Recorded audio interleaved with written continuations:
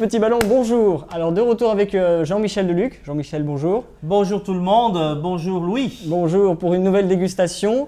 Et puis pas la moindre. Hein. Pas la moindre. Hein. Donc qu'est-ce qu'on va déguster aujourd'hui, Jean-Michel? Très grande appellation bordelaise, Margaux.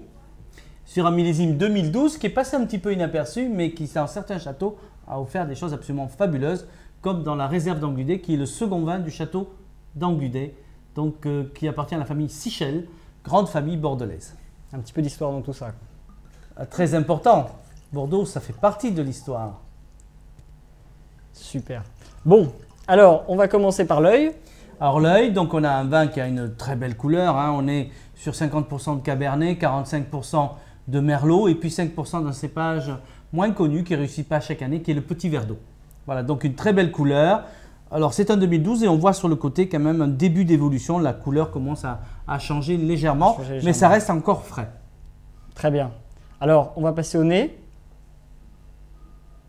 Alors bon, il n'y a rien à dire, quand tu es sur un Margaux, tu as une finesse, une douceur, une féminité, des notes assez complexes, un fruit très très mûr, fruits rouges, fruits noirs, confiturés, des notes d'épices, et puis bien évidemment élevage sous le bois, hein, donc en barrique, et donc on a des notes légèrement toastées, vanillées, fumées, chocolatées, donc un vin qui déjà a une superbe complexité. Alors une petite question par rapport à ça, on a vu à l'œil que le vin avait déjà atteint une certaine maturité. Est-ce que les arômes que l'on retrouve au nez, par exemple le côté confituré au chocolat, viennent de cette maturité, viennent avec la maturité ou pas? Ça, c'est effectivement, ça annonce une évolution, donc les arômes s'adoucissent avec l'âge. Très bien. Alors on va passer ensuite à la bouche.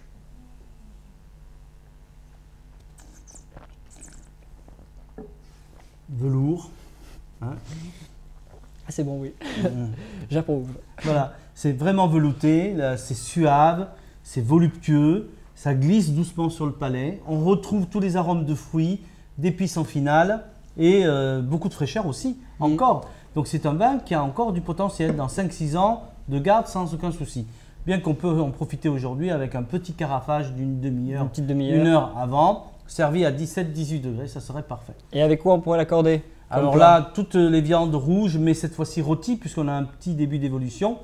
Donc de l'agneau, du bœuf, magret de canard, rôti avec un jus de viande, ça irait très très bien. Fricassé de champignons en saison, donc il va falloir attendre quelques mois. Voilà, quelques mois. Fromage à pâte molle fleurie mais un petit peu évolué, donc camembert, brie, Neuchâtel, coulommiers, enfin, tout ce genre de fromage.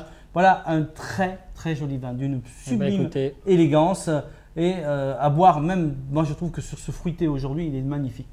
Eh bien, écoutez, on a hâte de vous le présenter, de vous le déguster, ce qui vient de se faire. Voilà. Et donc, la réserve d'Angludé, what else? Bonne dégustation.